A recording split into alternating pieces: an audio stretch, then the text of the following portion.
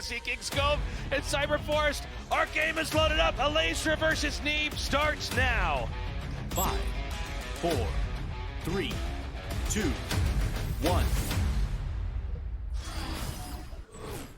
Semifinals. Match 1. In the top left, making all the upsets, the underrated player from Poland, he is Ego Esports, Elazer. The champion of WCS Valencia in 2017. Sounds like a long time ago. Feels like yesterday. I know, right? You want to talk about a champion, though? The only person, well, he predated Cyril. But anyways, from USA, he is Ting, Neeb. Of course, this guy he almost did what Cyril did the year before Cyril, except for, well, his opponent. Yep, won 3 out of 4 stops. That's actually really cool, because I was thinking about this, right? If you think back of the 3 best non-Korean players of 2017, it's actually the 3 we have left in this tournament. Because a lot of people don't think of 2017 as a year where Cyril mattered, but that's actually incorrect. Because if you focus on, for instance, an Intel Extreme Masters Katowice, he was the best performing non-Korean player in that tournament. He won that group stage back then. Cyril was really good. He made it to the finals of WCS Jönköping, where he did fall against Neeb. But obviously that was a big performance by Cyril. And towards the end, he won like a $28,000 tournament in Barcelona in 2017 as well. Now, other than that, obviously you got to give it to Elazer for having a good run at the global finals and winning Valencia. Sure. And of course Neeb, who won 3 out of 3 events. But that's quite remarkable that 2 years down the line, the 3 best players outside of South Korea that were active in the WCS circuit are now the 3 players left in this tournament. Yeah, it's crazy the longevity of some of these players, even if you go back a previous year. Well, I guess Nurcho has fallen off a little bit, but Showtime, one of the big dogs in 2016. But then, of course, we do have these really brand new players rising up, like Raynor and Time doing a great job. Obviously not getting as far in this tournament, but... That's funny, right? Like, Raynor is almost untouchable when it comes to WCS events. Like, literally the only player that Raynor has ever lost to in WCS events is Cyril. But he's definitely struggling a bit, showing that same level of performance in some of these other tournaments. At GSL vs. the World, an IEM Katowice, an Aces ROG. Yeah. He's a little bit more vulnerable. In the WCS circuit, he's an absolute beast. Outside of it, he struggles a little bit more. Well, I've got to say, as far as this tournament goes, at least, I think that Juan just brought some amazing TBC to this. He was talking about how hard he prepared for it, and he really busted out. He had an amazing tournament, and it took the best Protoss in the world to stop him. So, not feeling too bad for And he made it close. Did you watch that 4th game? Like, at one point, I really... Oh Turbo my Cruise. God. It's like, I don't think you're going to beat this army anymore. And suddenly he's like, no, watch me EMP. And it's like, oh my goodness, I can't believe he just destroyed everything. No observer, get out of here.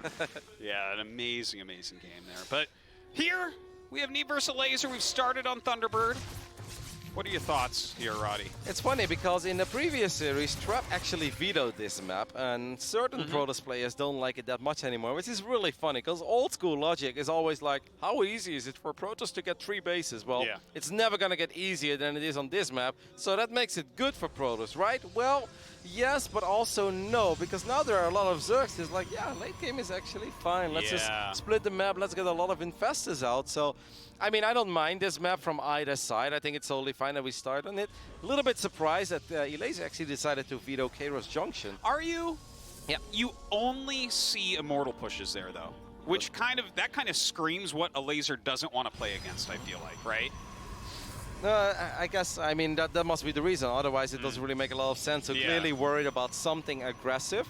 Elazer went for a very quick lair, by the way, and he's firing up multiple Overlords. Is there a chance that we're going to see a cheeky Nidus? There definitely is that chance. I mean, the Roachhorn is timed out pretty perfectly here as well. No Spore. Bunch of Lings being made. Overseer. Yeah, that's got to be a Nidus play, but why is there no Spore Crawler here? Well, there's a Spore Crawler. I'm not sure what it's doing up there, but will come down and burrow. This is a lot of damage, though. Yeah, that's not the way you want to start. I really wonder why he's making all these links. Is it a Dropper-Lord play? Okay, and but that Dropper-Lord gets shot down. That was bad by Elazer, because he basically did double economic damage to himself. He lost 8 drones, and then he made a lot of Zerglings. That was his plan, just a link drop? I don't know. I mean, maybe because the Oracles are over here, he's feeling like he's not going to be able to pull off what he wanted, but doesn't look like he's really building towards too much right now. Just adding a couple spores, trying to drone up, but looking fine for Neeb. Yeah, I bet Neeb is looking at this as well. He's like, alrighty. Yeah. No damage on my Oracles pretty much. Got 8 drones, see a lot of lings. You're not getting anything done. Shut down with Drop Lord. I'll take it. That is a very nice way to start my semifinal. Well, roaming right now with that dreaded 3 Oracle plus Phoenix play. We'll see if he can get in to get some more damage. But in the meantime, his third Nexus is on the way, as well as the Prism. Yep, obviously the triple Oracle opening is a very popular one. I don't know how much there is in the main base. That might actually be the most exposed mineral line. I see a queen. I don't know where the other queens are. The Phoenix is going to live this queen. That's going to be some decent damage here. And once again, Elazer is taking a beating. Yeah, some really solid damage there with 7 more drone kills. So about 15 drones so far falling. Yep. Kind of a cute move here. Another lift goes down and brings in the Oracles for a few more kills. Yeah. Why not? 3 damage, right? 9 Yeah. drones in total going down. Neeb obviously is most likely going to move out and he's going to look for a cancel on that forward base. But if I'm Elazer, I'm not even thinking about taking a forward base right now because I don't think you're going to defend that. Look at that +1, by the way. +1 melee already. I'm liking seeing that. We'll see what he wants to get done. But look, He's got like nothing then. He's got yeah. nothing. Well, just forcing units with this move out is going to be amazing. Look, the Ling sees 6 roaches queued up immediately. Not really the healthiest position here for Elazer. Oh my god, the Oracle's diving in again. Looks like a bit lackluster on the execution, though. Yeah, but I mean, I bet that he was just shocked. He's like, alrighty, actually, like, you're not even trying to take a forward base yet. Normally, this move out is supposed to get a cancel on the forward base. We've seen Neeb do that against Sero a couple times. We saw Stats do that against Sero as well in multiple tournaments.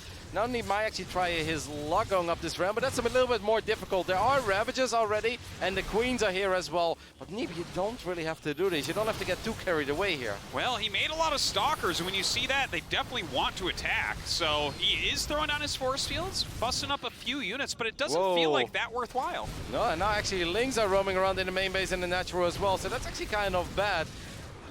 Neeb is not losing too many probes yet. Now we do see the first probes going down. 6, 7, 8. Oh, okay, that's a lot of probes suddenly going down. And this fight is really not going that well. The Immortal went down as well. Neeb just needs to retreat. I'm shocked to see how much he committed. Obviously, you make a good point. Like, yeah, he made a lot of Stalkers, and if you make this many Stalkers, in general, you want to get something done. But since when is a Protoss so eager to kill a 3-base Zerg? I know, right? I mean, if he's on 3 base and you're on 3 base, you're feeling pretty all right about that. You can just stay at the bottom of the ramp and go up to 4 bases yourself. I think that would have been a better play. And then it would have probably been easier to deal with these Lings as well. You know, the thing is, this is pretty trendy play from Neeb, though, too, right? When you think about it, you go with the 3 Oracle, you get your nice harassment done, they're re-droning, and then you make this kind of more Stalker-heavy army to pick off all the roaches. So, like, I get it, it's popular, it's pretty strong. Was it good to go up that ramp right now? I would lean towards no. Elazer has quite some money in the bank. Curious to see what he's going to do with it. Might actually go for like a massive Roach, Ravager, Ling Bane attack. As we've got a very random Stalker drop over here as well, something we used to see. Don't see that often anymore. Well, you know, it's kind of funny, right? Like, he already went for the +1 melee, which points towards the Ling Bane Ravager type of approach. And really, I mean, the more that we're seeing these Stalkers being made, I like that army. Yep. You know, Stalkers do really poorly against just lots of stuff. The only thing is that if Neeb would do what Elazer did before, and that is stay on 3 bases a little bit longer, then it's going to be awkward if you're maxing out on that kind of stuff, right? But Elazer is not maxing out yet, even though he could clearly spend his money if he would like to. Well, we'll see that we have a little bit of lag there, but it seems to be all right. Players are not requesting a pause, so they will go on. I always love how long these Oracles stay alive. It's like, I know. they're red, they're red, they're red. They just always stay alive. No problem. Shields come back.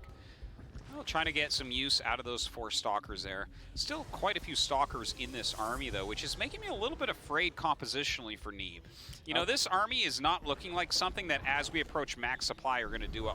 Wow, that's a lot of Phoenixes. Yeah, 7 Phoenix. He's getting +1 as well. Wow, I heard him talk about this yesterday, by the way. Somebody's like, yeah? Well, it was slightly different. It's like, yeah, he opened Archon drop and then he went double target Phoenix. I'm like, what? Is that good? They're like, no. I was like, did it work? They're like, yeah. I'm like, typical pro gamer stuff. Yeah, exactly. Things definitely don't have to be good to work. Something like this is so not predictable. And look at the amount of damage he's getting done here. Picking up multiple queens, just knocking them out. And, I mean, you're going to be able to get a lot of overlords, maybe start picking up some ravagers or drones as well. It's actually really cool. Even before +1 is done, he's doing a lot of damage already. Look at all these overlords. I mean, Elazer is known to make a lot of overlords, and he obviously was already maxed out on supply. He does have links. He's going to get a very easy cancel on that 5th base. But that's kind of funny because Neeb was taking his 4th and his 5th at the same time. Also not stuff we see super often. The good thing about getting +1 air weapons already is that also if you do want to get some Tempest out, right, to deal with the brutes, you already have it. Yeah, very, very nice on that. Look at this. He's even chasing down some of these Corruptors. Very nice. There is an Overlord with Banelings in it right now, and he just finished up +2, so we do have to watch out for that. Maybe a nice comeback potential for Elazer. Yeah, that's old school Elazer. That's when he shined in this matchup, I feel like. I'll never forget he had some epic slugfest games back then with Showtime, where it was just Banes everywhere. It was such a fun style to watch. I know that Todd always talks about it. He's like, I don't know why not everybody does this every game. It's so good. It's like impossible to defend. Let's see. Is he right? Let's see. Not that one. but there is another Drop Lord, right? And I'm not sure if he knows about the other one as well. And this Drop Lord is going to go to the main base. These Banes will connect. That's 4 probes immediately. The 5th one goes down too. And the other one gets shut down. Neeb showing us that you can defend it. Yes, I guess so. People have advanced that far. So, the Greater Spire is on the way. It's just about to finish up. Psystorm just coming in now for Neeb, who's adding some Immortals as well. Kind of a funny time to add Immortals as a Greater Spire is finishing. Not normally the counter to Broodlords. I often feel like when we start reaching this phase in a game, I almost see Protoss players throw away their Immortals, right? They go for weird Immortal run-by. So to see him still building Immortals is kind of weird. These Banes are going to get shut down as well. Elazer is trying the things that we were talking about.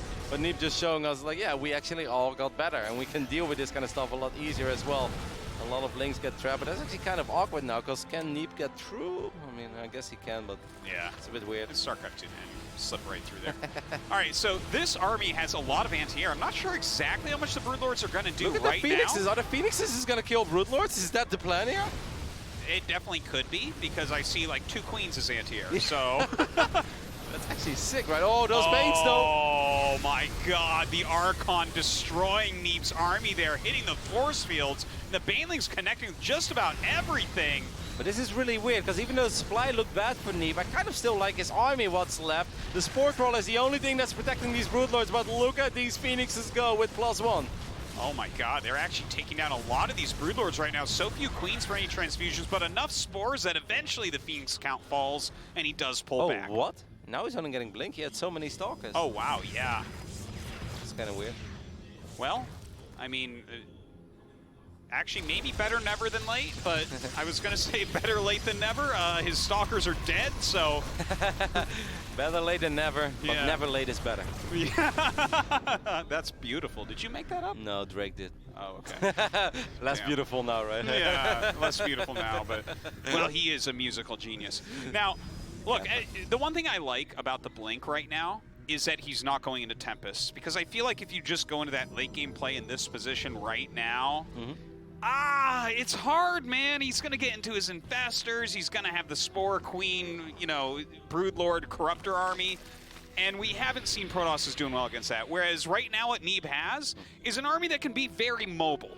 So maybe there's a way that he can run around the map, hit the fringe bases, and whittle a laser down. Yep, and Thunderbird is obviously a very big map, right? Like if you compare like where that base is at 9 o'clock compared to where the one could potentially be at 12, if you take away those minerals, and suddenly it can become a little bit harder for Zerg.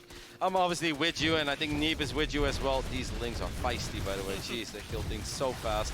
Even these Oracles are going to have a hard time, I think, keeping this Nexus alive. A lot of Zealots are just going to run by, and let's see what Neeb's other plan is.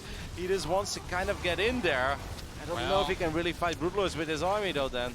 Those weren't the best Zealots I've seen. These ones pretty good, though, doing some nice harassment at this base. He sees the Infestors starting to pop out, so he knows what to expect in the future. And he's getting a lot of Stalkers. That's a big fungus, but Blinks forward gets underneath the Broodlords. Oh, beautiful targeting down right now by Neeb. A fungal onto those Stalkers, though. A ton of Archons here chewing through all the Lings that come up. That was really sick. I can't believe that he got so many Stalkers underneath the Brutes.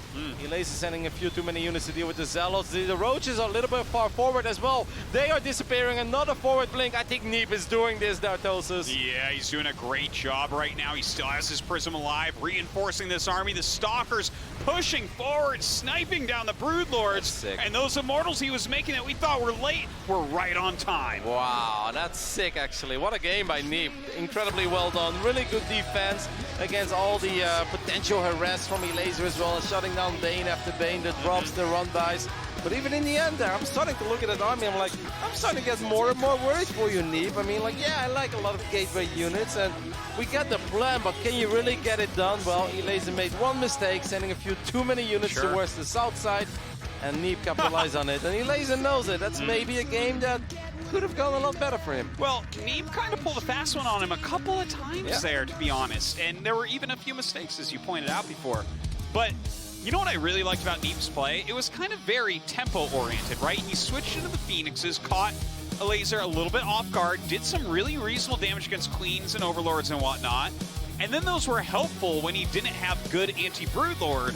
And then he just went into a very mobile army. And a lot of players at that point would be like, well, I do have that +1. Let's get into some Tempest, try to take it down. But that slows the game so much, I feel like it becomes a Elazer favorite then. Yep. No, he's clearly not a big fan of ultra late game, which Protoss really is right now. And you gotta love the way that Neeb got the job done there in the end. Very impressive stuff. All right, we are going to go into set 2 on Acropolis. Elazer against Neeb. 5, 4, 3, 2, 1.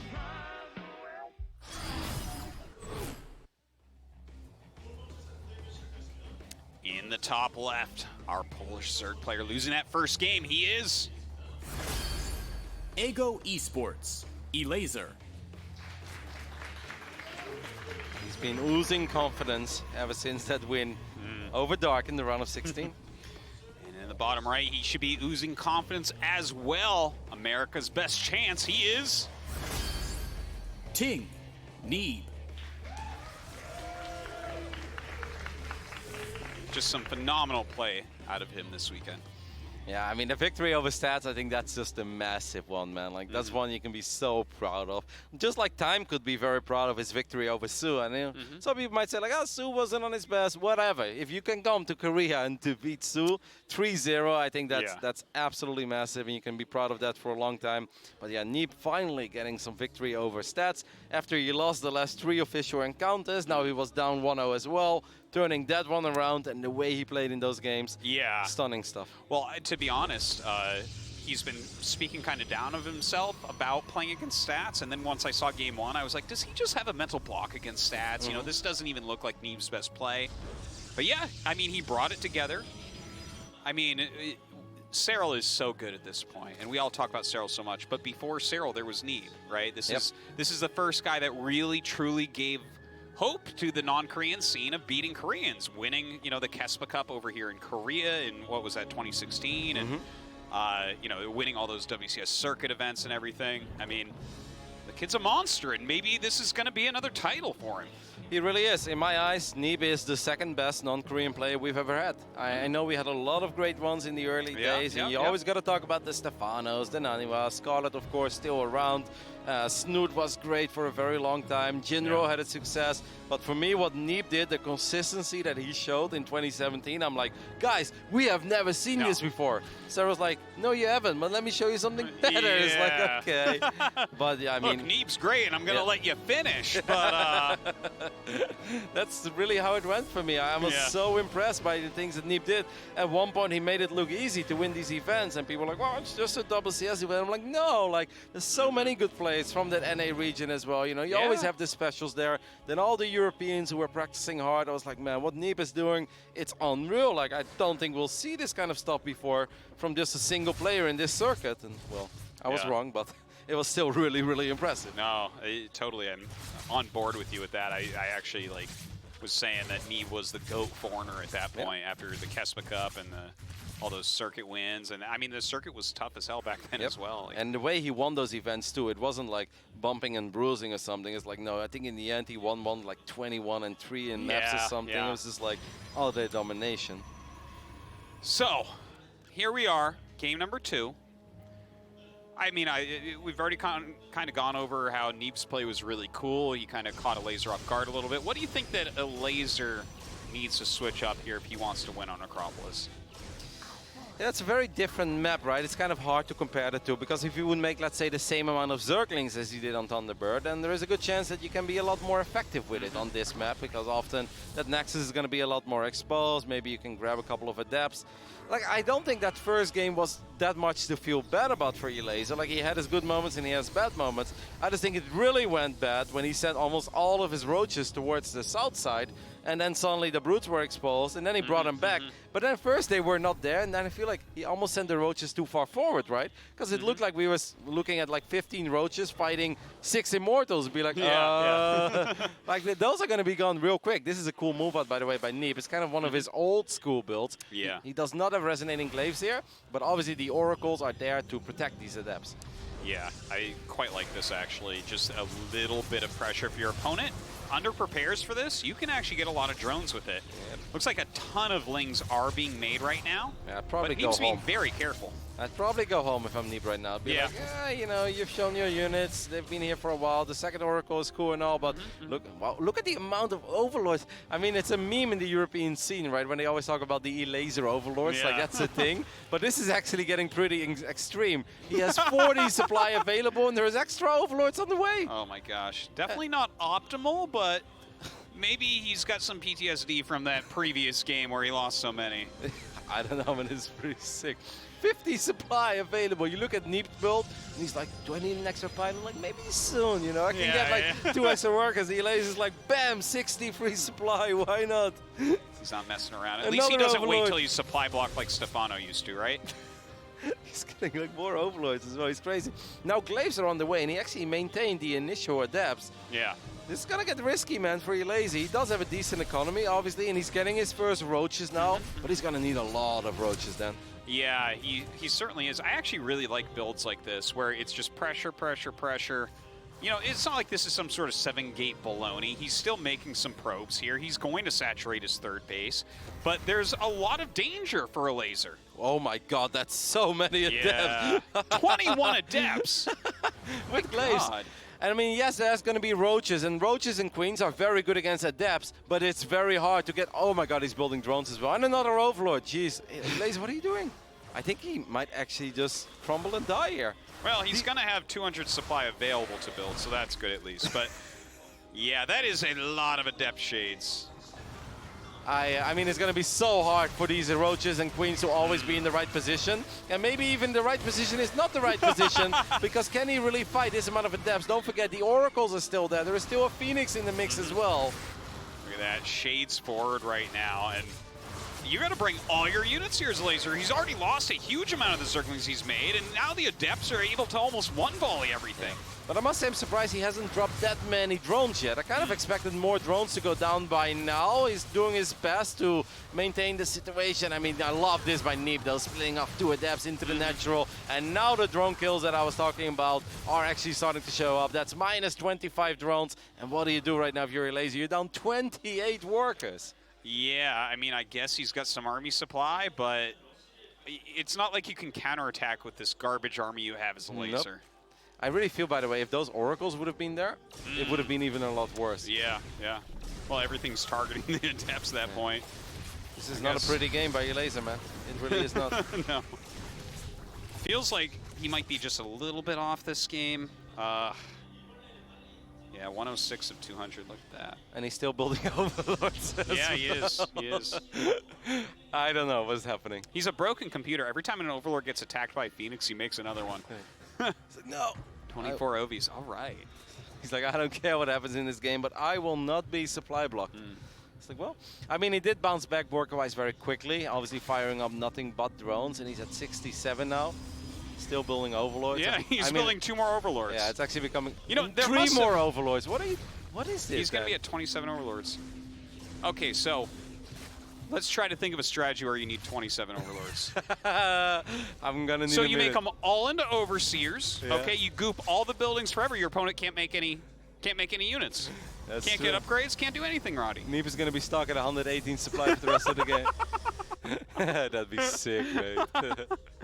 All right, well, Elazer is going to try to make something happen, but even those two Oracles, they can work on these Ravages for such a long time. Yeah, it's true. There's nothing that really shoots up here. Elazer is morphing 22 Banes. He does have Bane speed, right?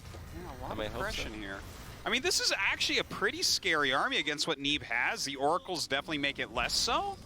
Yeah. Look at it, just warping in a lot of High Templars here. Needs to make Archons. Okay, there is Bane speed at least, yep. You need to morph the other High Templars into Archons as well. I don't know if you have batteries. I mean, you're right. If the links around does go off and the Immortals, there is a tiny bit of hope. But no, oh, those Banes do some good splash damage. Yeah, I mean, they're getting some good connections, but eventually he's going to run out of Banes here. Yeah, and it feels like even a Zealot round is going to clear up what's left. I mean, it's doing a lot better than I expected. I'm not gonna lie. All of the Immortals actually going down. Now these probes is only exposed as well, Dan. Yeah, he's losing quite a few at this point. He's got to be careful about that, but he does warp in some more Zealots. The army is very weakened at this point. The Oracles definitely did a lot of work. I definitely make an Overlord or two right now. Well, he needs a couple more. You don't want just 27.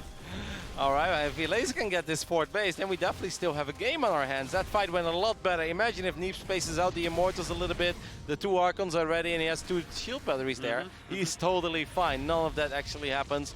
But hey, that's what Elazer needed to really turn this into a game, and now we do have a game. Well, his creep spread is looking all right, and if he wants to send out, like, I don't know, 20 of his Overlords, he could probably fill up the rest of the map. So he's got some vision. He's got his fourth base up. Of course, Neeb does as well, but, you know, just reducing the Immortal count that much is very helpful as well. Yep. Do we have shield batteries yet there, that base? No, he doesn't need shield batteries, man. Nice, He's believing Neeb. in the units.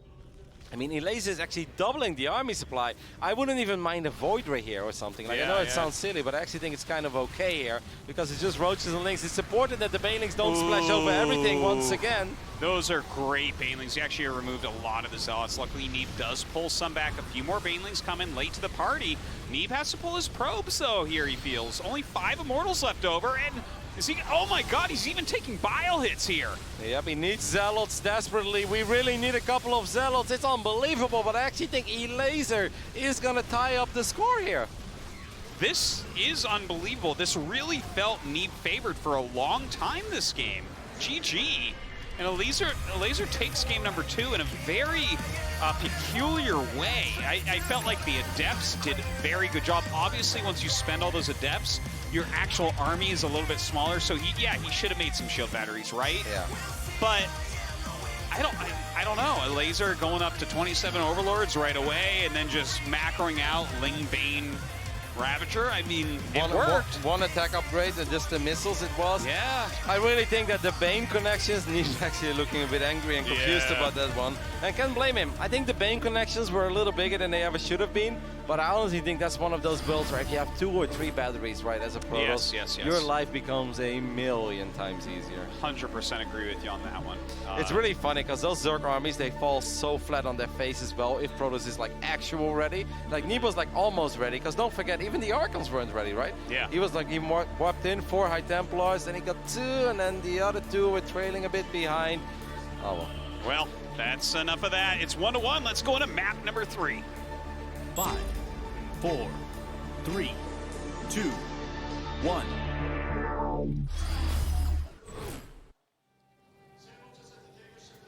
In the bottom left, winning that last game in a very weird way. From Poland, he is Ego Esports, Elazer. What's also still weird about that game is that the Oracles were not brought with the mass Adept attack. Yeah. I feel like that's kind of supposed to happen. Were they at home defense? Well, we'll talk about that in a second. The top right, losing that last game in a weird way. He is Ting, Neeb. Were the Oracles sitting at the 3rd Nexus or something? I'm not even sure where they were. I think that is indeed what happened at first, but there really wasn't anything on the other side of the map anyway. Elazer clearly needed everything at home. Yeah. Because those were like 21 Adepts with resonating glaives. And like, I must say, like obviously 25 drones going down, it's a crazy amount. And Neeb was in a good position, but I still thought it was going to be worse because he really didn't have anything. And it's like, okay, he just barely had the number of drones left where it's like 38, but then you fire up 13, so you're at 51, right? And then it's one more big round. Hopefully you can get away with that. And then it's still a game. So it was crazy damage, but at least I must say Elazer did a good job in making sure it wasn't game-ending damage. Yeah, yeah. And it felt like Neeb could have controlled the Adepts a little bit better, right? Like he shaded in the main. I thought that was good. He took off some units and stuff, and then he sent a big shade to the third and then like a couple to the natural, but then the main ones just sat there. So, I mean, you know, there was a little bit yeah. of... Yeah, I mean, that stuff is so hard to control that, but we know that Neeb could have done a little bit better on that attack as well. You know what's funny about that kind of stuff? Like, I recognized that once when somebody actually casted my game, and I had a moment like that where I was like, oh my god, I'm playing so good, you know, for my own feeling, because I was like, focus fire, and then I had like a DT denying a base somewhere. I was like, I'm on fire. And then I watched the broadcast of this person who casted me, and they're like, Roddy is really playing sloppy right now. Like, the only part where I wasn't looking was the part that was being broadcasted. And I was like, man, that sucks, okay? Like, I was playing my heart out, and I really thought, like, this good, that's good. And then they showed the other 5 Adepts that are clumped up and get killed off by 3 Banelings. I'm like, you know what? I don't deserve that. So sometimes it's a bit deceiving as well, right? Because we don't necessarily know where Neeb was looking. But I do agree with you, like the 5 Adepts that were standing in the main, it really did feel that those, even if you just send them into the corner of the main where the other units have to chase, you pull them further away from the rest of the units. So. Yeah, even just a move command or something like that. But, you know, you're doing a hell of a lot in a game like this. So looking at this game, right? We're on New Repugnancy. I see a Robo. Are we just going to have an Immortal push? It's a popular build for the map. Come down that ramp right there. Strong attack. Yep, and Elazer has been pretty vocal about some of these builds. He's not a very big fan of it. Well, especially considering you got rid of Kairos, like that just tells you what he doesn't want to play against. Yep. I think you have a good point there. Let's see if these Adepts can get their first drone. No, they can't, but they did get 3 Zerglings. Yeah. And they get out of there. Good control there by Neeb, of course. This is the only Overlord, by the way, right? On the other side of the map. Yep. Nothing up near the main or anything like that, but, you know, when you see, generally speaking at least, when you see the Prism come out, you pretty much know what's going on. Well, the funny thing is there's an Observer after this. So it could just be one of these more macro-esque builds where you're actually clearing creep with your Prism. Yep. I would think it must be that, right? Now he's getting an Immortal as well. I think, you know, I think that Neeb can take this many ways. That's obviously something that Elazer is aware of as well. But I think that Neeb also knows that Elazer is a kind of Zerg that is going to build a lot of units regardless. Like, you know, that's just what he shines at. I don't say that he can't play late game, because obviously he can. But you can also see, like, if I think of Elazer's strengths, I more think of, like, the early mid-game, the mid-game, multi-prong, a lot of units, good engagements. Like, I think that's kind of where his real strengths are. He doesn't really strike me as, like, the ultimate turtler to, like, Infester, Viper. Sure, he can do it, but that's not where his strengths are. For sure, I agree with that. And that actually makes me think that this is a good choice from Neeb. At the height of the power of the Immortal pushes, I loved kind of faking that you were going to do it and then going Forge Twilight and going 3 base into the Immortal push. I think it's really strong. This is a good move already as well. All of these drones are being forced to go to the north side of the main base here. Neeb is getting some more free damage and really hasn't lost a lot yet. Yeah. 4 drone kills, a few lings here and there. Keeping your opponent back, getting a little bit of scouting done as well. This is a really high quality move. Yep, and Elazer is a little bit paranoid about what's behind this, because now he's already building roaches. But if you compare it to the previous game, he started building roaches of like 55, 56 drones. This time it's 46 drones. Yeah, Neeb gonna continue to harass a little bit, I would imagine, but I don't think he's gonna get too much more damage done at this point. Is it just me, or is that like a lot of roaches? Yeah. Well, this sometimes happens. I mean, you think that this push is coming, and I mean, as soon as you see the Prism first, you know that it's Robo first. It's really in your mind that they're going to do a push like this, especially on a map like New Repugnancy. Well, Elazer's got a big army out, so I don't think he has much to worry about, but I feel like he built so many units that it's probably the amount of, like, let's see if I can get something done on the other side of the map, even though we do see a few additional drones on the way. A few more Overlords, of course, as well. Elazer loves his Ovies, man. Well, he is going to have to move out. I don't think he's going to do damage, though. You know, you've got Immortals, you've got Sentries. I mean, you're pretty safe with this build as Neeb. It's a very solid way to play. You actually want them to make these units. Yep. No, I think that this is exactly going the way that Neeb wants it to go, and I think Elazer is hoping to catch a break somewhere, right? Get a lucky kill maybe on the Prism, then get a couple roaches maybe into the natural. Just anything that makes you feel good about this game. Because right now I don't think Elazer is super happy with it. All that he's been doing is losing a couple of units here and there, made a lot of units, but hasn't really been able to get much out of it. Well, you know, right now the Baneling Nest coming up I gotta talk about for a second, because I really like this. To be honest, if he goes into a similar type of composition, especially if he can continue to push this creep out a bit. Obviously, we've seen a few Tomers killed here and there, but doesn't feel like any sustained effort on that. Yeah, it's a little bit similar to what we saw, I think, on Thunderbird as well, right? Where he just got +1 missile attacks. He got +1 melee as well. Actually, he went for +2 melee, but I think on Acropolis we saw +1 missile attacks. Yeah. And that's the only upgrade we saw, other than Baneling speed. And yeah, this is kind of more of Acropolis. I think Elazer probably thinks about that previous game. He's like, hey man, I really didn't feel that game went that good for me, but I won. Maybe I should try this again. Now Elazer is actually still building a lot of units, but he also went up to 62 drones. That's quite a bit. Neeb, yes, he went 3 bases, but he's only at 45 workers. 1 Immortal is exposed here though, but Neeb's army is powerful. Yeah, a lot of roaches are on the other side of the map, so I think it's a fair trade for the time being at least. Did the Immortal go down? Yes, it did go down. It's forcing out a couple of defensive Zealot Warpins as well. This is a really good move by Elazer, sending those roaches there. So what does Neeb do here? I mean, does he keep this push going? He's removing some of the creep. It almost feels like he should be pulling back. I feel like Elazer's going to hold this. Yep, because he's got a lot of units out, and especially buying so much time, right? Picking up an Immortal, forcing out a defensive Warpin. You gotta love the way that has gone for Elazer. Absolutely, and what I really want to see from him at this point is just being careful to make sure he flanks in case that Prism really sets up. But look at this, he's actually coming down here and taking the battle. Well, he gets a couple of Banelings. He activates all of the barriers, so that's nice. But I do think it's smart by Elazer to go away there. He sees the amount of Zealots that have been wiped in. Don't forget, there are more Zealots on the right side. Those were the initial defending Zealots. So I think that was the right choice to back off at that point. I mean, this is a very even game because Elazer, yes, he's working with inferior units, but he is doing it with a better economy. And I think there's a lot of potential in his army as well. Okay, pushing forward right now. Ooh, those High Templars getting picked up. He's got to get back and make some Archons. Going to take the high ground here. Ooh, tries to hot pick up that one by dropping another out. Wow, but actually lost both. Yeah, he basically got an Archon kill there, right? Yeah. Wants to get up this ramp as well. I feel like the Immortals, once again, very clumped up. All of the barriers, I feel like, are activated. Where are the Zealots when you need them the most? They're on the other side of the map then. Yeah, he's in a lot of trouble as these Banelings roll in as well. The Zealots are going for a counterattack, so maybe they can get some damage done. In the meantime, 4 Immortals and 2 Archons holding down his third. Yeah, these Zealots are absolutely going to get some damage done, but Banelings coming in as well. These Ravages kind of left behind, though. Neeb chasing it down, even though he's down in supply. Neeb lost a lot of, I want to say a lot. He lost 9 workers, but he only had like 47 to begin with, so that really hurts.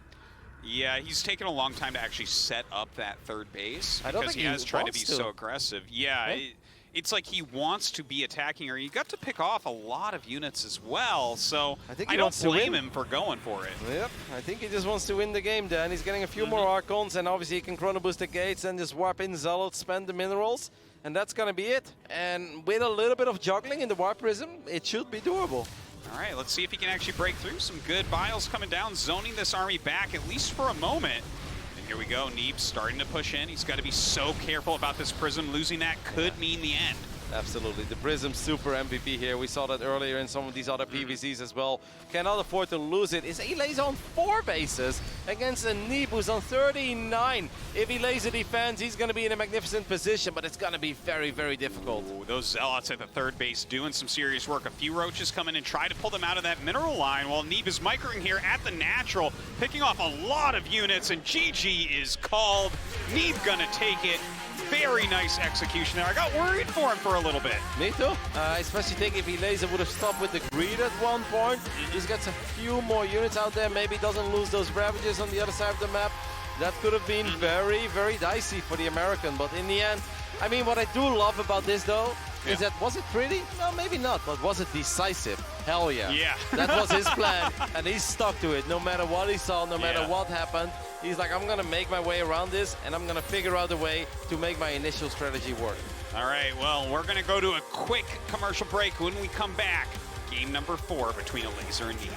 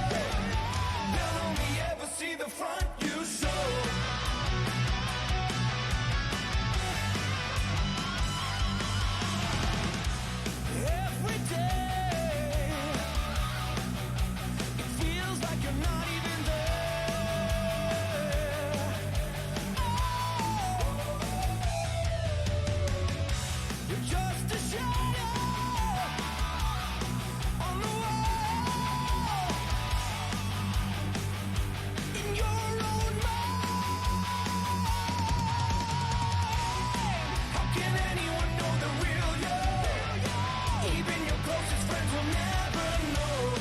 How can anyone know the real you? They'll only ever see the front you show. How can anyone know the real you? Even your closest friends will never know. How can anyone know the real you? They'll only ever see the front you show. They'll never know.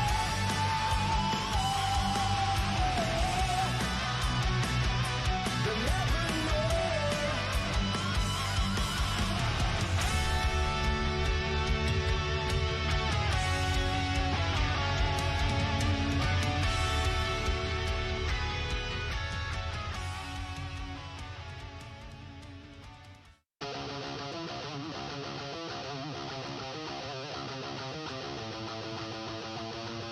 All right, we are back. Neeb is on match point. Elazer must win the next 2 matches if he wants to hit a big finals for him. It is closing in on 10 p.m. here. It's been a long day of Starcraft, but hopefully you guys had fun. I hope you're still having fun. I mean, the games they have been out of control. Seriously? The storyline of this entire tournament is like something you Yeah. almost made up. It's like, yeah, now play the actual tournament. Yeah, Tell yeah. me who really won then. Reality is stranger than fiction, truly, right? You would, if I told you this was the top 4, no. You wouldn't buy that book. Like the right side of the bracket, you know, Sarah Classic, absolutely. Anyway, we're getting ready to hop into King's Cove. 5, 4, 3, 2, 1.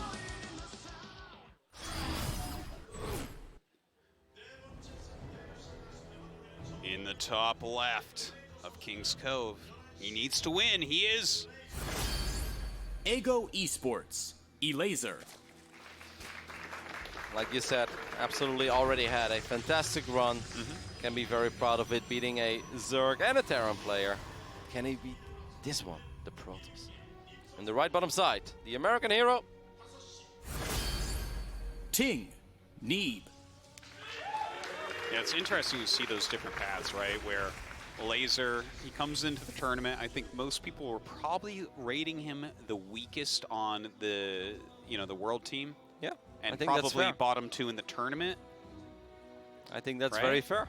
But yeah, he beats the current GSL champ, right? And then he beats the guy who wrecked Sue and had a great series against Daryl of a different race. And now here he is. He's putting out some good games against Neeb overall. There's some hiccups. He's making a lot of overlords. But he's making playing a lot well, though. of overlords. Yeah, he makes a lot of great tactical moves, though, right? He's doing some good Yeah. counterattacks. He's making it very competitive, no doubt. It was very close. It's really, it's funny, right? Because sometimes you have like series where it's like, okay, Neeb is supposed to win game 1 and he does, and the other guy's supposed to win game 2 and he does. And I feel this one is almost a bit around, right? I actually think that there was a very good opportunity for Elazer to win New Repugnancy Yes, there. I think yes. the Roach counterattack, the initial one, picking up the Immortal, forcing the defensive warp in, buying time. I thought a lot of that stuff was very good. I thought he got himself in a really good position. Then maybe like went a few too many drones, and then obviously taking the fort base. I think maybe slightly too much against the Protoss with 38 workers, but a lot of really good stuff.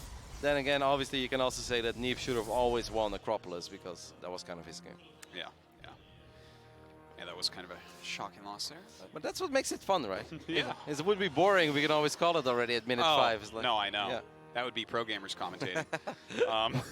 So funny. Like at WCS summer, I casted or I wasn't casting, I was hanging out with Scarlet, sort of. And Yeah. one more, and we were watching Raynor against Special. They're like, yeah, this game is over. And it was on King's Cove. I'm like, what do you mean? They're like, yeah, super over, he's super dead. I'm like, no, it's going to be like a 27-minute game. They're like, no, super over. And turned out to be like a 35-minute game with nukes both maxed out. Absolutely. Well, that's the thing. Like, pro gamers always extrapolate. Like, oh, if they play perfect, this is what happens. Like, yes, that is true, but these games, they're highly contested.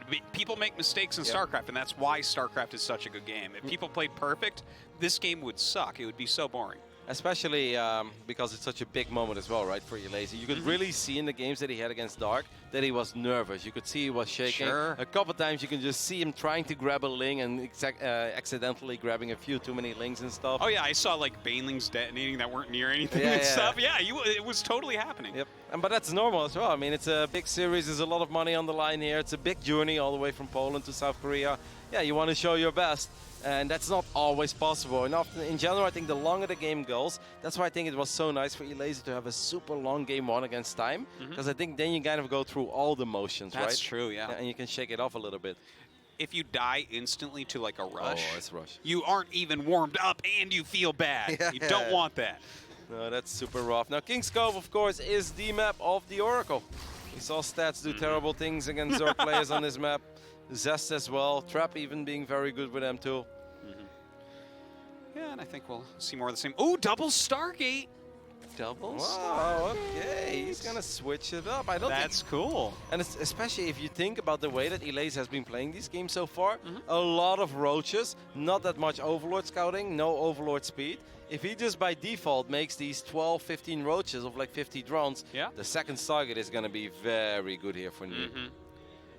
Well, I think that that is quite likely to be the case, right? You have all these oracles, you're going to want that. But look, with the double Stargate, I'm just thinking about, like, as a laser here, right? You're making all these overlords the whole game, so you're not worried about the spy block. But is he going to have the actual anti-air here? Like, there's no way you expect this after the 3 oracle opening, right? Nope, I don't think he's thinking about this. He's thinking about the stuff that we have seen all the time lately, and that is this kind of stuff. What?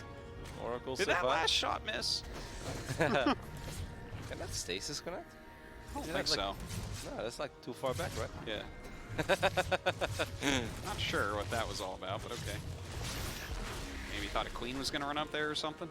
All right, so we do have that Roach one, and Elazer's at 55 drones. He's going already into 59. He's clearly not very worried about anything else. Now, Neeb is going up to 3 bases pretty quickly, considering the fact that this is a double Stargate build.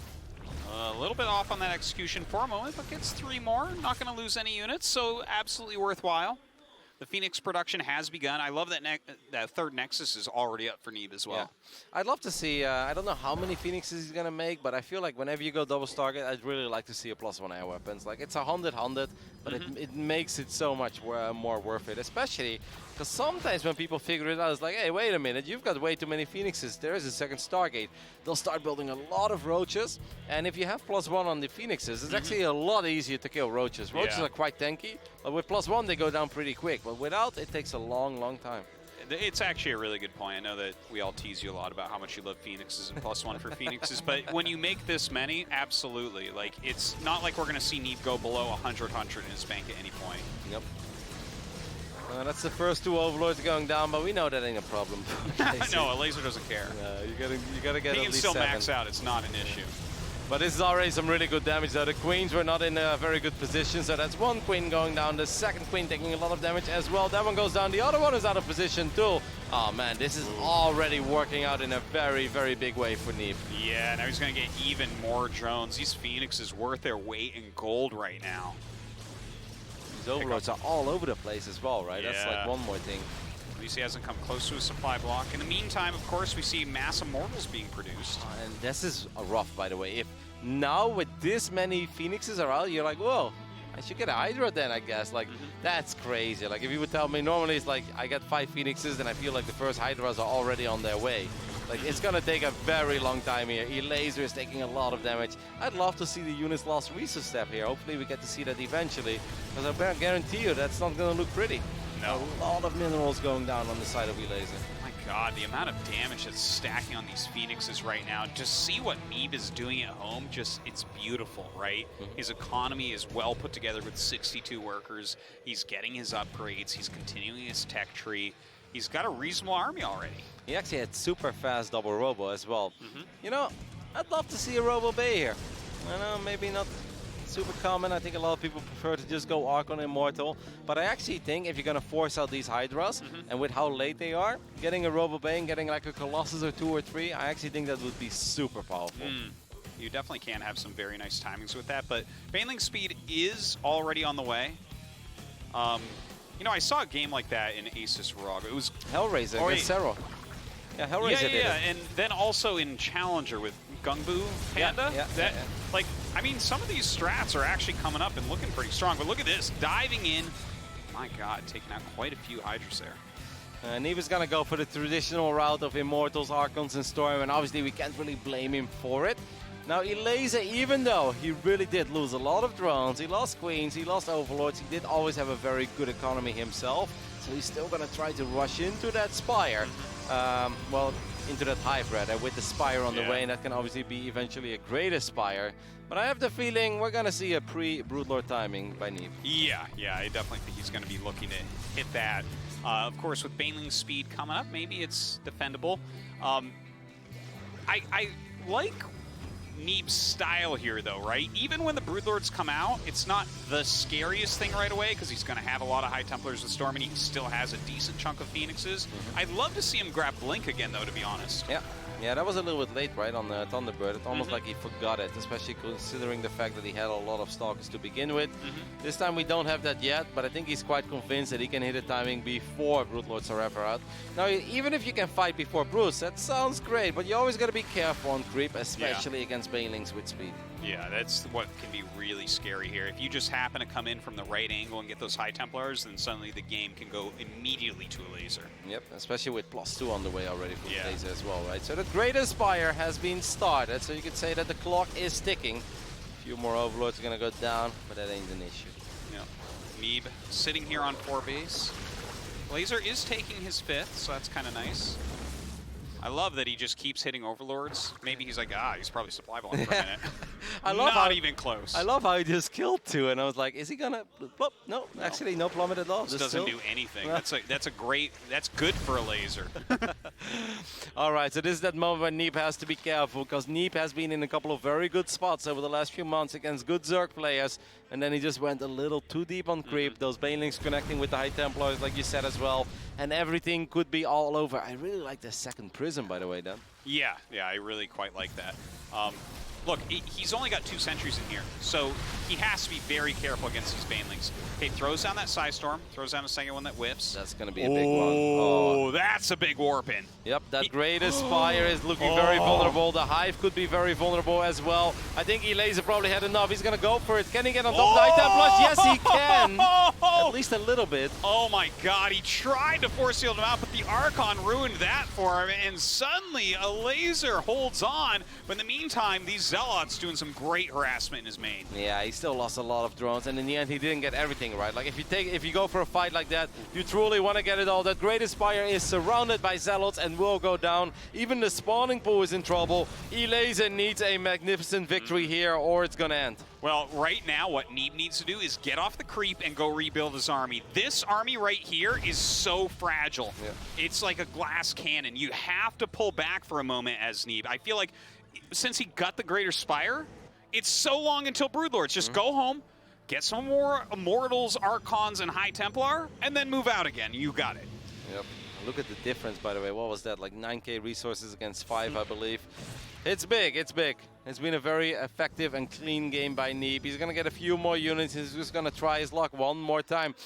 Not a drop lord. I have the feeling that Elazer is going to try to drop some Banelings on top of the High Templars. It's really funny because there was a drop lord in the beginning of that fight, and it actually flew right over everything. And I bet Elazer thought it's like, hey, if I had 4 Banelings inside of this bad boy. Yeah. And that's pretty much, I think, his only hope.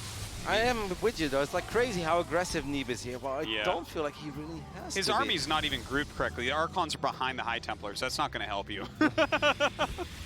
Neeb doesn't have to be here. Dude, he's making me so nervous right now. But he's Neeb. Yeah. He knows what he's doing right there. Well, does he? Let's see. Some good zoning Psystorms right there, but here come those Banelings once again. High Templars are pretty well tucked away on the right upside. Suddenly they did pop, though. A couple of Banelings did connect. And now look at it. He's going to lose every single unit here. Yeah, the Immortals are strong, especially the ones with the barriers. They survive for a little while, but in the end, it is indeed all going to go down here. Now, a few more Banelings show up as well. It felt unnecessary. I mean, you said it like 5 times. You felt nervous about it. And yeah, it's hard. Like, Neeb, he was up a base. He sniped the Greater Spire. It felt like his army could have been more than what it actually was. Now these Corruptors are going to start working on this Nexus, and even though it's only 4, No, he's gonna stop it. Well, he's afraid of the Phoenix. Yeah. It doesn't even have +1, Roddy. I don't know why. If that was a +1 Phoenix, I agree with him. They but- have to run at that point. Ooh, there's some nice damage here as well. 11 probes going down. Totally not bad. Man, But look, sick by Elazer to still be in this game, by the way. Yeah, yeah. Well, he's actually putting out really good games, even though he's losing. And again, I mean, we're being maybe a little bit critical at times, but Elazer is playing magnificently. And look, there's that Robo Bay you wanted, but do you want it right now? I wanted it a long time ago. Look at what else is happening. 198. Oh my God. Yeah. Neeb has started breaking. He needs to get back into his Phoenix production. 155 out of 198. No longer enough Overlords. No. He's going to get the supply block warning and be like, damn, and start 10 Overlords. You watch. All right, a couple Banelings will connect. The Dark Shrine as well. Yeah, I like this. This could actually work, especially because there's only like a single Phoenix left. You know, Blink is done. A lot of Stalkers have been added. +3 is about to finish up as well. I mean, upgrade advantage is big, I feel. Oh, Yeah, nice Baneling drop right here. this one is nice too. It's always so satisfying to drop between the gas because you know you get it on both You sides get anyway. 4 probes that first drop no matter what. Yeah, it's sweet. So what's it going to be with the Robo Bay? Thermal Lens, Colossus? Is that his way to deal with the Brootlings on the ground? Gosh. I guess so. Yep. I tell you, Neeb is the biggest believer in Colossus I've ever seen. His PvP lately for the last like month or so has just been so Colossus heavy, and now here he's going Colossus in this kind of late game against Broodlords. I mean, obviously it can clear the Broodlings reasonably well. I felt like it would have been pretty well. so good a couple minutes ago, and he had time to get it as well. Now, I mean, there's still obviously a place for the Colossus always, because they're going to be very effective against Lings, Banes, and those Brootlings, like you said, but it feels a little bit late, and woo, you see that? You're like, ay, ay, ay. Yeah, and his Stalkers are off chasing 3 Banelings across the map, so that's no good. I think we're in for a long one, potentially, here on King's Cove, because I saw that the Infestation Pit was being rebuilt as well. Oh, God, yeah, there's pathogen glands. All right, Roddy, take a seat. Here we go again. But look, the thing is, I think that what I really like about the way that Neeb is playing this matchup is the fact that he is not going to go into Tempest just willy-nilly. Like, maybe at some point we see him go for it, but he knows that it's more likely for him to actually win the game by moving around like this. And I mean, we saw Elazer mess up on Thunderbird, right? Sending a few too many units to deal with his Zealot run by this probe line is pretty well saturated. That's some very, very juicy connections Wow. over here. 19 Yeah. probes going down just like that. And Neeb is not even incredibly rich, so this does really hurt. He's throwing away a lot of Dark Templars there as well. Those are expensive units to just run in. Kind of a weird move right there, but Neeb is doing some other things well, right? Like, I like that he's roaming about and poking a little bit. I love that he's getting Prism speed right now as well. That is just a really useful tool against Broodlord tech. I feel like Elazer is playing indeed really good for saying that he doesn't like this matchup at all. Like, I'm starting to see a little more of that old school Elazer, the things that made him so fantastic in this matchup. I really thought he was down and out in this game, man. When that Prism went into the main base, the army of Neeb was already strong in the middle of the map.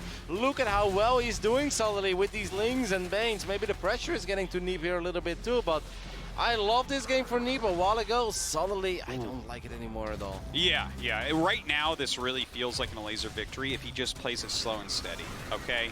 I don't know if he watches Snoot's stream, but if you just copy that and paste it right here, you're not going to get broke. He's sending over more pros, but this base is not even secured yet. There is no Dark Templar here to save the day. That Colossus is a little bit late. 21 probes going down and more going down there as well. There's Lings everywhere. Ling's, Neeb's mineral bank here is very, very low as well, which is making me a bit nervous here. Elazer looks like he's going to be able to force a game 5. Yep, because he's getting more and more infestors. That Broodlord count is looking very good too. And he's going to be able to build up a bank. But we've seen this game, like obviously we see all the numbers. Elazer has no idea if like the stuff he's been doing has actually been like super effective, right? Does he still have to worry about, you know, maybe 5 Tempers about to show up and potentially ending this game? I think if he would know what we know, he'd be feeling very good right now. But since he doesn't, he's probably going to play it safe because his tournament life is on the line in this game. So it's probably going to be like, well, I'm just going to build like 74 Spore Crawlers and split the map. I tell you what, I wish that's what Neeb had done. You know, when he actually had that advantage and it looked like it should be a Neeb victory. but he tried to end it, and that's so many times in StarCraft 2. That's what costs games. That's how you throw, is trying to kill your opponent before it's truly time. Well, maybe Elazer is feeling a little more confident than I thought because he's actually moving forward. I think it's because he just hasn't seen air units in a very long time. He's like, I feel like I've been everywhere, and if it's really just Colossus, I think that these Broodlords can cause a lot of trouble for you here, Neeb, and he is spot on at Tosis, because I look at his army, and if Elazer doesn't mess up, he's got a mighty fine, powerful army here. Yeah, look at that, even using Neural at the moment. A counterattack from Neeb immediately on 2 different sides, blinking on top of a ton of spines, and his main army going after the 4th. That's actually really cool, but I think in general this stuff is cooler if you're very rich as a Protoss, right? Because if he loses all these units, he can't really rebuild them, but maybe the Stalkers can get some Broodlords here. There's one Broodlord that's quite exposed, but he doesn't want to set up for it. Yeah, it looks like that move command not really serving well. DTs, though, all over the place. Yep, in the main base as well. And that obviously means that you're going to have to worry about your Where's the Greater account. Spire right now, do you know? Because he's killing the Hive. I think he rebuilt that probably in the natural. Probably, yeah. Maybe if you get the Greater Spire here as well, you can Whoa, somehow force it. that's so big. Oh my goodness, that's been going on for so long. He got so many Oh my infestors. God. Only 2 infestors remaining? Are That you is kidding huge. me? Those DTs must right now find the infestation pit. Well, he could have gone for the Evo Chambers there as well. That would have been somewhat juicy.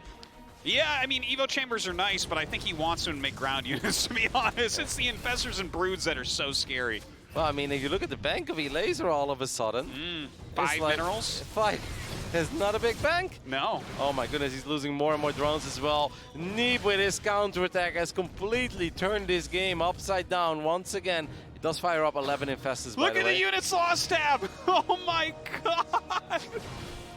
I don't know what we're 2 looking full at. rows. Everything. basically, Yeah. It just shows every building and every unit. Like, is this the tech tree? What are we looking at here? Why are the Overseer. numbers so big? And his Overseer is meta, by the way, because there are still Dark Templars that did quite a bit of damage. And still. there's no layer. So you get all those DTs. Yep. Now look at this, adding in a few Tempests. Fungal. And these Brutes are very, very far away from home.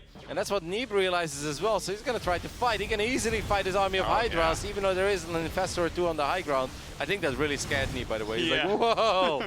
Now the rest is coming quite close You as better well. back out of here, man. Yep. Oh, he's going for those. Neuro from the high ground.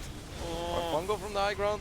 Or both. I'm going to try to pick off a few of these units. It's actually not really working out yet. I must say that these few Stalkers made this very complicated for Elazer, and I think that Neeb did that very well in the end, but he's still kind of cornered, and he's going to lose a couple units. I'll tell you, +3 Blink Stalkers. This is the new meta. Well, Neeb needs Tempest too. Who needs Tempest, bam? Well, eventually you need them, but like the Stalkers are pretty cool for a while. Okay, double Oracle on the way. Looks like he wants to get some tagging done here. Keep tabs on exactly where that army's at. Look at the economy though, then 54 probes against only 13 drones. Neeb did such a damn good job. It's so funny because I was like, I think Elazer can attack. Neeb was like, yeah, please do that, Elazer, because that's the one way that I'm gonna win this game real quick. I have no idea how Neeb killed that much that quickly, but he did an amazing job with it. Yeah, truly did. Now with the Tempest coming out, this feels like Neeb is going to be able to finish him off. Yep, because The these army Brutes is are still never getting scary. home. Yeah. They're never getting home. These Broodlords are stuck. I don't know where the Infestors are, but it feels like there's just not that many of them left. I think they're coming right now from the top side? from top of here. But he's killed so much already. Okay, here we go. Now or never. Couple of Neurals. Good Size Storms going down on these Hydralisks. A lot of Size Storms going down as well on the Infestors. Wow, okay, that's like the best fight Elazer is ever gonna get. I don't know if it's gonna be enough, but it's really not gonna get better than that. Well, there's no more units that really hit air in here, and still a lot of Broodlords left over. If he just the 2 Phoenixes, can the Phoenixes do it? Start working. The 2 Phoenixes, well, he's got to remove these Hydras first. He's got the Oracles. I think the Oracles can fight that. Maybe. Getting a few more Stalkers here as well. God. Oh my god, this Elazer is last effort. Elazer's tournament life is on the line. Stalkers blink forward, but these Brutes are actually doing ridiculously good. God, is Elazer actually going to break through this? The guy has like 5 minerals. He has nothing going on his side of the map. No, this cannot be happening then. I can't even believe this game. 12 drones against 55 probes, but Elazer gets the absolute best fight of all time. I mean, it's a couple stalkers, but the Broodlord count is still really high. It's unbelievable. Yeah, that is a lot of Broodlords left over. He's still making some more units. Look at this, a counterattack as well. Link's actually going to down on multiple Everywhere. bases. This is ridiculous. I've seen a lot of weird games in my life, but this is one of the craziest ones. Here's another forward blink. Can he thin out the Broodlord count? He cannot. Elazer with 12 drones. Neeb 2 covers his face. Elazer has no idea what happened. I have no idea what happened. What was He's that? actually sitting there laughing, talking to Cyril. Like, are you what just happened? What was that? Oh my God, you can see how surprised and shocked he is that he gets a game 5 here. And Neeb was shocked beyond Dude, belief as well. He's like, what did I do? That, first off, Neeb got so far ahead. I'm getting chills right now talking about this is so He got weird. so far ahead and then so far behind. And then in a situation that he never should be able to do anything in, he kills basically everything. Elazer has 5 minerals and 2 hatcheries, no layer or anything like that. 12 drones. My God! And then he wins anyways. That is... How do you summon that game up? Other than everything you said is correct, but we're missing like 17 other key elements that also happen. Woo! And we're like looking like the investors are coming. Or like, okay, yeah, that's good. It's like, okay, it's really good, but that should never be enough, right? Right? Yeah, Right? Well, yeah. wrong, because apparently that's ridiculous. I mean, the game of trolls has been Right. played a lot of times over the years. Yeah. But, jeez. Wow. I can't even right now. Okay, let's get into this game. Let's go. Cyberforce, map 5. 5, 4, 3, 2, 1. In the bottom right, with an amazing game on King's Cove, he is. Ego Esports, Elazer. I love that face. That was a great moment to take a screenshot, and I'm sure that some of you nerds did. In the left top side, the American hero. Ting, Neeb. All right, so I just want to point this out. Neeb could be 4-0 right now. Yes, absolutely. We had a Can't couple- say that about Laser, but Neeb could have been 4-0 right now. It feels like that. You know, I think we showed Elazer because obviously his facial impression was great. But here in the studios, we've got really cool cameras that show both players. And Neeb truly had like a look of absolute shock on his face, and he covered half of it with his hand. It was just, like basically like when you create a monster, and it's just like, what did I do? Like, it's beyond belief. He's just like, no, this cannot actually be true. What a game, then. That's like one of the most ridiculous games that I've ever seen. This whole tournament so far is delivering so hard.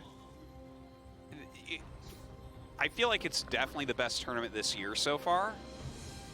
But I don't know how far back we can go, but this tournament, I'm like, I can't even think of other things that have been this exciting, this crazy, this back and forth, this many upsets. So much to talk about, right? Like even the games, like even the 3-0, some of them left so much to talk about. Like the way that Time played against Sue, like that's a 3-0. You're like, was it lame? No, actually it wasn't. No. It was really good. Some very close, good games in there.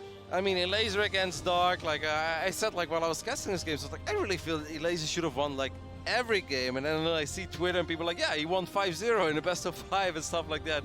And then we've got this one where Neeb should indeed probably be up 4-0 right now. And he should have been having an interview with Hajin's son where he talks about like how he's afraid of Zero in the final and stuff. And like, no, game 5 against Elazer, mate. Oh, if Elazer makes the final, then after these games, how crazy would that be? That'd actually be one of the sickest runs I can ever think of. And imagine if he takes that down. Yeah, Laser, get GSL out of here, then. Dan. Hey! Get out of here. Hey! Get out of here. Hey! Neeb is a very good Protoss. If Classic gets there, I mean, there's possibilities. ZVZ against Cyril. You don't. I'm sick of people telling me Elazer isn't the best player in the world. I'm sick of hearing it. I don't want to hear it anymore. Oh my goodness. You went from Impact to Lenox to Elazer. It's like, oh. Well, I had about a whole year of calling Elazer winning a WCS, and then Cyril's just like, nah, get out of here, Artosis. But as soon as I shut up, here he is. Crushing face. It's always the way, isn't it? Yeah, it's brutal, right? I've been a little bit quiet on Rogue. You watch. He's going to win a GSL real soon. Man, I have such a hard time talking about Game 5 right now because in no universe, in no timeline, Are we supposed to be talking about a game 5 right now? I know. I cannot believe what we just saw. Like, I truly cannot believe it. Well, how crazy could this game be? Cyber Forest, definitely different. A little bit harder to secure those bases. What we can It's talk small. about is like the mental aspect, right? Like, how tough must this be for Neeb right now? It's just like, why am I playing this game? Like, why are we doing a game 5 right now? For Elazer, it's Yeah. really like, like he was out. He was ready to make his tweet about how he's pretty proud of his tournament performance. yeah. He's probably thinking about what he's gonna write on Twitter and be like, well, I'm still proud of myself. He's gonna go take the thermal template and be like, I'm not really good right now, but I'm happy with how I place. Yeah, it's something along those lines, you know. Now suddenly he's here. So for Elazer, this feels beyond amazing. And for Neeb, this must feel so freaking difficult. Like, I'd be so defeated. Like, I mean, I know, right? I've been weak anyway in like tournaments with this kind of stuff. Like, you know, I don't have the best mindset as a competitor. I realized that a long time ago. But I would have such a hard time charging myself up for this. Well, as a laser, you're actually like free rolling here. Oh, absolutely. You know? No, it feels great. That's It's why like you're first off, you got to this tournament. Yep. Second off, you beat the GSL champ. Third off, you beat the guy that beat Sue. And here you are in a game 5 when you're down 0-4.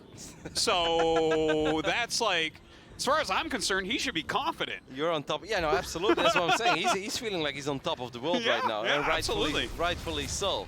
He just got another shot. Anyway, we'll see if these Oracles can get something done. So far, Neeb is still showing us that he has a better mindset than me. He's getting 5 drones, but he does lose the Phoenix. Yeah. Some good micro on the Oracles overall, but maybe staying just a tad long. Some more gates. Oh, a lot of gates being added. Oh, he's going ham here. Yep, he's making this look a little bit like it's Acropolis, right? And then suddenly he's like, you should build roaches against all of these adepts because more adepts are coming. And then Elazer's gonna be like, okay, here I am with all my roaches. And Neeb is like, what's up? It's immortal time. Hey, did you know I'm getting glaives behind this? Meanwhile, 5 gates and sentries on the way. That's actually really cool, though, that Neeb is even thinking about this Oh, stuff yeah, right yeah. now. But this time he does have 3 Oracles. Don't lose the Oracles, then Neeb. That's very important. He recalls these adepts out. Good recall, even. And I love that because it makes it even more seem like, hey, I'm doing the resonating glaives build. Well, I'm sure that after this Immortal's done. That's a lot of drones, then. He just went over 60. That's too many. Isn't that too many? Well, He's got to stop. Okay. this is going to be a 63? scary push. Look how many. Yeah. Okay, third Nexus coming up. Yeah, Oh, but it's gosh. super fake. He's selling this, man. Yeah. He is selling this. I mean, we see everything, and I'm almost starting to believe he wants to play a macro game. Oh, yeah. Trust me, he does. Oh my god, he's building 8 observer? more. 69 drones? In no universe can he hold now, right? I mean, we've seen it all this tournament, so I'm not even going to say it. Like, are you kidding me? I just told you. Elaser's going to do whatever he wants and wins here. 69 drones, a 4th base, by the way, as well. This is so good, by the way. Killing a few more drones might actually trigger Elazer to make even more drones. Well, he's making some roaches. Okay, it looks like he's just producing right now. It's about time. He I must actually say- forces out some transfuses and stuff. Okay, I'm fine with all this. Bailing as well. Here comes this army move out. Right now, Neeb is up in army supply. Elazer needs to see it ASAP. He sees it now. Make ravages. That's exactly what he does. Can he hold 4 bases, 64 drones? He's up 20 workers then.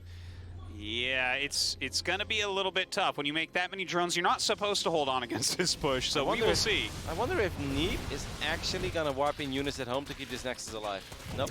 He's just going to cancel Oh, I it. like the cancel. Screw it, you don't need that stuff. He does need the He's pylon, supply block, actually. though. Yeah, he needed the pylon right Yeah. next to the Nexus. I mean, he's giving Elazer a lot of time here. Remember, Neeb was up in army supply. Now Elazer is at 92 already. The Ravages are here. It all comes down to the force fields. How good will they be?